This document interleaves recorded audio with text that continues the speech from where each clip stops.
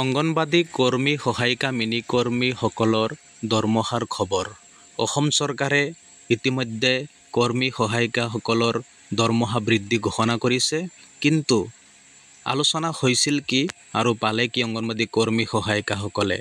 সঞ্চালক মহোদয়ৰ সৈতে যি আলোচনা হৈছিল, সেই আলোচনা কালত সঞ্চালক মহোদয়ে প্ৰস্তাৱ দিছিল যে কৰ্মীসকলক ৫,৫০০ টকা বৃদ্ধি আৰু সহায়িকাসকলৰ মাননি ২,৭৫০ টকা বৃদ্ধিৰ প্ৰস্তাৱ দিয়া হৈছিল। কিন্তু যোৱা ১০ জুলাই তাৰিখে ৰাজ্যৰ মুখ্যমন্ত্ৰীগৰাকীয়ে কেবিনেট বৈঠকত সিদ্ধান্ত লয় যে কৰ্মীসকলক ১৫৫০ টকা আৰু সহায়িকাসকলৰ যি মাননি ৭৫০ টকা বৃদ্ধি কৰা হ'ব। অহা ১ অক্টোবৰৰ পৰা এই বৃদ্ধি কাৰ্যকৰীকৰণ কৰা হ'ব। ইয়াৰ পিছতেই অসম ৰাজ্যিক অংগনবাদী কৰ্মী সহায়িকা সন্থাৰ প্ৰতিক্ৰিয়া।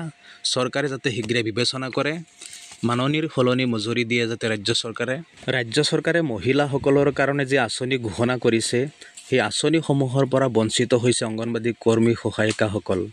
অংগনবাদী কৰ্মী সহায়িকাসকলক ৰাজ্য চৰকাৰে চৰকাৰী কৰ্মচাৰীৰ মৰ্যাদা প্ৰদান কৰিব লাগে আৰু সকলো ধৰণৰ সা সুবিধা ৰাজ্য চৰকাৰে শীঘ্ৰে প্ৰদান কৰক অংগনবাদী কৰ্মী সহায়িকাসকলক।